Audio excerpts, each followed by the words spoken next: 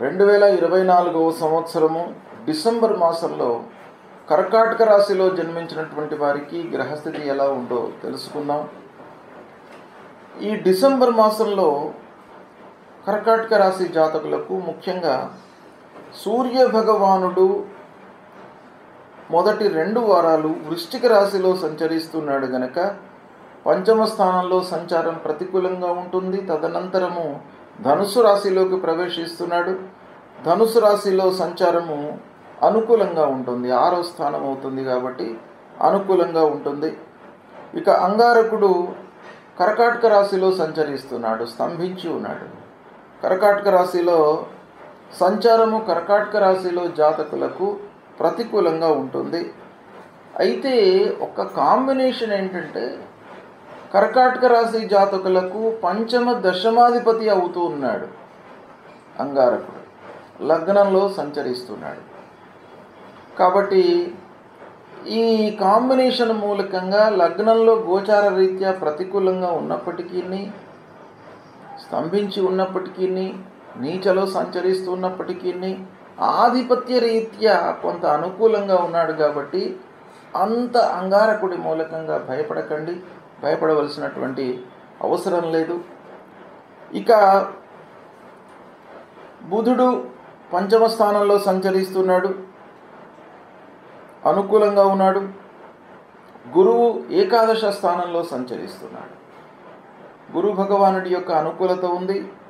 వక్రించి ఉండడం మూలకంగా దశమాధిపత్యం దశమంలో సంచరిస్తున్న ఫలితం కూడాను కొంత తోడవుతుంది. దశమంలో సంచరించినటువంటి ప్రభావము భాగ్యాధిపతి దశమంలోకి సంచరించడము, ఇది కొంత మనకు అనుకూలమైనటువంటి సంచారము. ఇక శుక్రుడు సప్తమంలో ప్రతికూలంగా సంచరిస్తున్నాడు.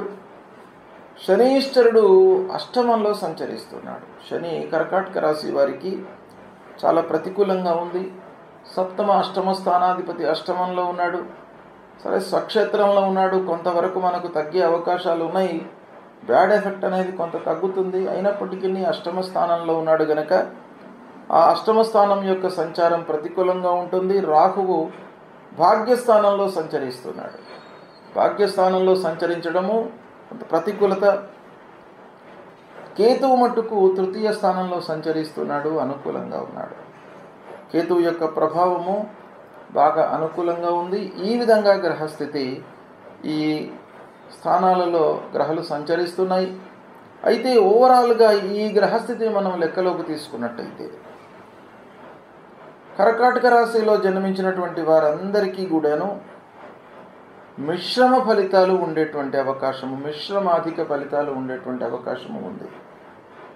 అయితే ఇందులో ప్రత్యేకంగా మనం ఆలోచించినట్టయితే కర్కాటక రాశిలో జన్మించినటువంటి వాళ్ళు మధ్య వయస్సు వాళ్ళు ఉంటారు, పూర్వ వయస్సు వాళ్ళు ఉంటారు, విద్యార్థులు ఉంటారు, వయోవృద్ధులు ఉంటారు.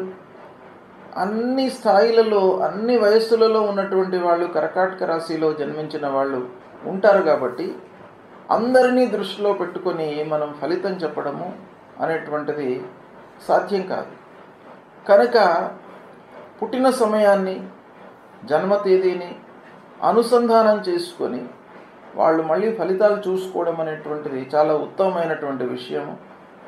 అయితే ఒక మధ్య వయస్సు వ్యక్తిని మనము లెక్కలోకి తీసుకొని, అంటే చదువు పూర్తయి ఉద్యోగంలోకి అప్పుడే అడుగుపెట్టి ఆ జీవితంలోకి ఎంటర్ అయినటువంటి వ్యక్తిని మనం దృష్టిలో పెట్టుకొని ఫలితాలు చూసినట్టయితే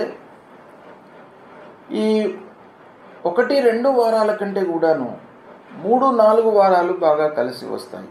కర్కాటక రాశి వారికి డిసెంబర్ మాసంలో 3-4 వారాలు బాగా కలిసి వస్తాయి.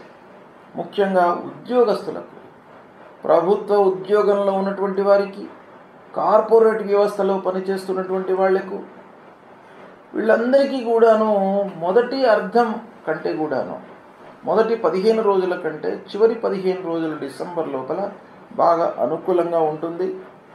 అయితే మొదటి 2 వారాలు 1-2 వారాలు ఎలా ఉంటాయి అనేటువంటి విషయం ఆలోచించినట్టయితే కొంత వర్క్ లోడ్ పెరిగేటువంటి అవకాశాలు ఉన్నాయి. అంటే శ్రమాధికమవుతుంది. ఇక వ్యాపారస్తులు మట్టుకు జాగ్రత్తగా నిర్ణయాలు తీసుకోవాలి. చేతిలో ఉన్నటువంటి వ్యాపారాన్ని ఫస్ట్ మీరు పూర్తి చేయడము, దానిపైన మనసు నిలపడము, ఆ వస్తువులను విక్రయించడము, దానిపైన మనసు నిలిపినట్టయితే వ్యాపారస్తులకు లాభంగానే ఉంటుంది. అయితే అందరూ చెప్పినటువంటి మాటలకు, ప్రలోభాలకు లోను కాకుండా పనులు చేసుకుంటా వెళ్ళాలి. నలుగురు 4 విధములైనటువంటి సహాయాలు, సహకారాలు, సూచనలు ఇస్తూ ఉంటారు. కానీ మనకు ఏది అనుకూలంగా ఉంది, మనం ఏది చేయగలుగుతాము, ఏది చేస్తే మనకు లాభమైనటువంటి ఫలితాలు ఉంటాయి అనేటువంటి విషయాన్ని మనం ఆలోచించి దానికి అనుగుణంగా నిర్ణయాలు తీసుకోవాలి. ఇక ప్రారంభించినటువంటి పనులు సకాలంలోనే పూర్తి అవుతాయి, లాభాల బాటలో ఉంటారు. పనులు అనుకున్న సమయంలో మీరు పూర్తి చేయడం మూలకంగా ఒక రకమైనటువంటి సంతృప్తి కలుగుతుంది. ఇక పిల్లల యొక్క వివాహాది శుభకార్యాలు చేస్తారు. తర్వాత ప్రత్యేకంగా కర్కాటక రాశిలో జన్మించినటువంటి వారికి కూడాను ఈ డిసెంబర్ మాసంలో పెళ్లి జరిగేటువంటి అవకాశం ఉంది, లేదా పెళ్లి నిశ్చయం అవుతుంది. కాబట్టి అనుకూలత ఎక్కువగా ఉంది, శుభకార్యాలు చేస్తారు. విద్యార్థులు, ఈ రాశిలో జన్మించినటువంటి విద్యార్థులు బాగా రాణిస్తారు. అంటే మంచి సంస్థలలో రాణించడం అనంటే కాంపిటేటివ్ ఎగ్జామ్స్లో ఒక స్థాయిలో నిలుస్తారు. కాంపిటేటివ్ ఎగ్జామ్స్లో పాల్గొన్నటువంటి వాళ్ళు మంచి రిజల్ట్స్తో సంతృప్తిగా ఉంటారు. అపాయింట్మెంట్స్ కూడాను మీకు వచ్చేటువంటి అవకాశాలు ఉన్నాయి. మంచి సంస్థలలో అడ్మిషన్స్ లభిస్తాయి. ఇక ఉద్యోగ ప్రయత్నంలో ఉన్నటువంటి వారికి శుభ సమయం. ఉద్యోగ ప్రయత్నంలో ఉన్నటువంటి వారికి బాగా కలిసి వస్తుంది. ఎర్నింగ్ అనేది మీకు స్టార్ట్ అవుతుంది ఇక్కడ. అయితే ఒక పక్కన ఖర్చులు కూడాను కనబడుతున్నాయి. తాత్కాలికంగా మీకు ఉద్యోగము రావడంతో కొంత సంతృప్తి ఉన్నప్పటికీ డబ్బు విషయంపై మీరు మనస్సు నిలపాలి. ఇక శాశ్వతమైనటువంటి పనులు చేయడం పైన కూడాను మీరు మనస్సు నిలిపి మంచి పేరును సంపాదించుకోవడానికి ప్రయత్నాలు చేయాలి. ఇక ఆఫీసులో అధికారుల యొక్క ఆదరణ మీకు బాగా లభిస్తుంది. ఇది చాలా సంతృప్తినిచ్చేటువంటి విషయం. ఇకపోతే పనితనానికి గుర్తింపు లభిస్తుంది. ఆఫీసులో తీర్థయాత్రలు చేస్తారు. అన్నదమ్ములు, బంధువులు, స్నేహితులు, చిన్ననాటి మిత్రులతో కొంత వైషమ్యాలు ఉండే అవకాశాలు ఉన్నాయి. అయితే అనవసరమైనటువంటి చర్చలలోకి వెళ్లకుండా ఉండడం చాలా మంచిది. తొందరపాటు నిర్ణయాల మూలకంగా అనర్థాలు జరిగేటువంటి అవకాశం మెండుగా కనబడుతుంది. కనుక మీరు తొందరపడకుండా జాగ్రత్తగా నిర్ణయాలు తీసుకోండి. వ్యవసాయదారులకు, పారిశ్రామికవేత్తలకు ఆర్థికపరమైనటువంటి ఇబ్బందులు గోచరిస్తున్నాయి. కనుక కొంత జాగ్రత్తగా నిర్ణయాలు తీసుకోండి. భార్య పిల్లలతో సంతృప్తిగా ఉన్నప్పటికీ అనవసరమైనటువంటి చర్చల మూలకంగా ఇంటిలో కొన్ని ఇబ్బందులు తలెత్తే అవకాశాలు ఉన్నాయి. కాబట్టి భార్యతో, పిల్లలతో, కుటుంబ పెద్దలతో ఎంతవరకు చర్చించాలనో అంతవరకే మీరు చర్చించి అనవసరమైనటువంటి విషయాలను మీరు పక్కన పెట్టడం మూలకంగా ప్రశాంతమైనటువంటి వాతావరణాన్ని ఇంటిలో మీరు క్రియేట్ చేసుకునేటువంటి అవకాశాలు మీ చేతిలోనే ఉన్నాయి. కాబట్టి దాన్ని మీరు అనుసరించండి. ప్రశాంతమైనటువంటి జీవితాన్ని గడపడానికై ప్రయత్నాలు చేయండి. ఇక కొన్ని పనుల లోపల ఆకస్మికమైనటువంటి ఆటంకాలు, ఇబ్బందులు తలెత్తే అవకాశాలు బాగా కనబడుతున్నాయి. ముఖ్యంగా ఏంటంటే అష్టమ స్థానంలో శనైశ్వరుడు సంచరిస్తున్నాడు. కనుక ఇది ఆకస్మికమైనటువంటి ఆటంకాలకు మూల కారణమవుతుంది. కాబట్టి కొన్ని విషయాలలో మీరు ఫిక్స్ అయిపోవాలి. ఏదో ఆటంకం వస్తుంది అనేది కూడాను మీరు ఒక దృష్టిలో పెట్టుకొని ఆల్టర్నేటివ్ మనం ఏం చేయాలి. వెళ్తున్నాం, అనుకోకుండా మనం ఒక వాహనంలో వెళ్తున్నప్పుడు అది ఏదో రిపేర్ రావడము మనం ఊహించాం, కానీ అనుకోకుండా వస్తుంది. అప్పుడు ఇమ్మీడియట్గా మనం ఆల్టర్నేటివ్ ఏదో చూసుకొని ముందుకు వెళ్ళడానికి ప్రయత్నాలు చేయాలి. ఇలాంటివి ఆకస్మికమైనటువంటి ఇబ్బందులు, ఆర్థికపరమైనటువంటి ఇబ్బందులు తలెత్తే అవకాశాలు కనబడుతున్నాయి. కాబట్టి వాటిని అధిగమించడానికి మీరు ఇమ్మీడియట్ ఆల్టర్నేటివ్స్ అనేవి కూడాను మీరు ఆలోచించుకోవాలి. ఈ విధంగా గ్రహస్థితి మూలకంగా ఫలితాలు ఉన్నాయి. అయితే ముఖ్యంగా శనీశ్వరుడు కర్కాటక రాశి జాతకులకు అష్టమ స్థానంలో సంచరిస్తున్నాడు కాబట్టి శని విషయమై మీరు పరిహారం తప్పకుండా చేసుకోవాలి.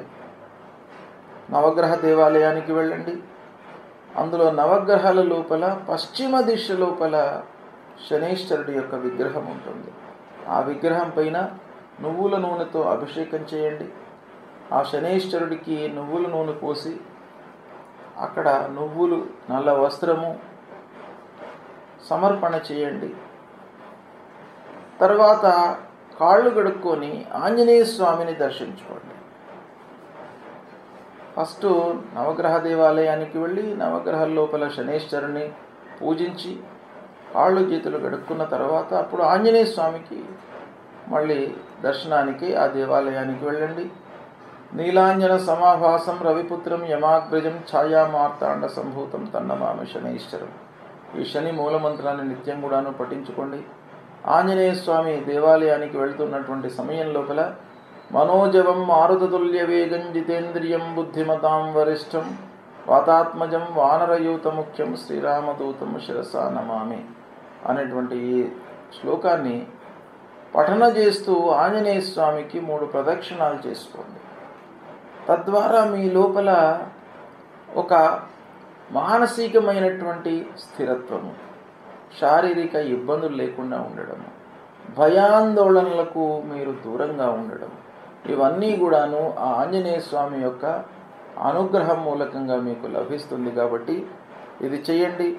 తర్వాత రాహువు అదృష్ట స్థానంలో సంచరిస్తున్నాడు కనుక దుర్గామాత దేవాలయానికి వెళ్ళండి. దుర్గామాతను కొలవండి. తద్వారా మీకు మంచి ఫలితాలు ఉంటాయి.